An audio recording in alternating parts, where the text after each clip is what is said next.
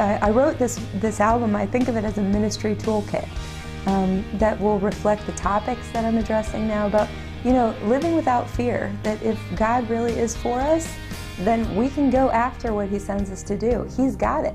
You know, it may not always be comfortable, it may be hard, but we know He means it for our good and the good of others, and we can go after it. I wanted to write, you know, about Forever Family, that there are kids out there that need families.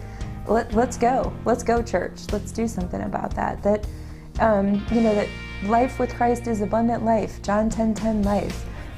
Just that's where the album came from. It's all the things that I've been talking about and experiencing and living out in the last several years. You came down from the heavens so we would know how deep, how high, how long and how wide and how far love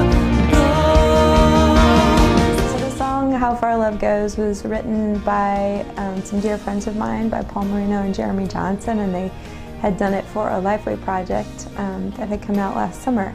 And I just loved the song. As soon as I heard it, I could not get it out of my head. I'd actually come down to Nashville to finish writing the new album, and I normally write everything I sing, but I heard it and I thought, wow, the lyrics of that just really encapsulated a lot of what the Lord has been teaching me, and just that idea of remembering, like, how far Jesus went to show us His love, that He was willing to come to, as it says in Philippians, to put off the glory of God Himself and come to earth just for love of us, is something amazing that I want to emulate in my own life. And so I heard it and it just got stuck in my head and I had to do it, so we added that to the album. There's no question in my mind that if we hadn't been through all the hard things that we were going through earlier with, you know, I had a life-threatening health situation. My father passed away of Lou Gehrig's disease. Our son had major frightening special needs going on. If we hadn't been through that sort of refining fire, there is no question in my mind that we wouldn't be doing what we're doing now. That time in my life taught me to rely on the Lord, but it also taught me that God is faithful and that He really does use all things for our good. And it really made me think, why are we here on this planet? You know, what are we doing here? And I realized the only thing that mattered was that we know Jesus and that we make Him known.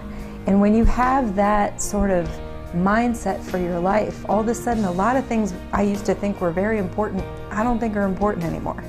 You know, just what I want to be is God's person in the world. I want to go out and do where do you want me to go? I want to go do that. And I think that is undoubtedly God's faithfulness to us in the past, and knowing that God's character does not change and He is the same yesterday, today, and tomorrow. Being able to stand on that bedrock foundation of God's faithfulness in the past is what gave me the courage to be brave and go do something that scared me, like adoption, and then to be blessed through it.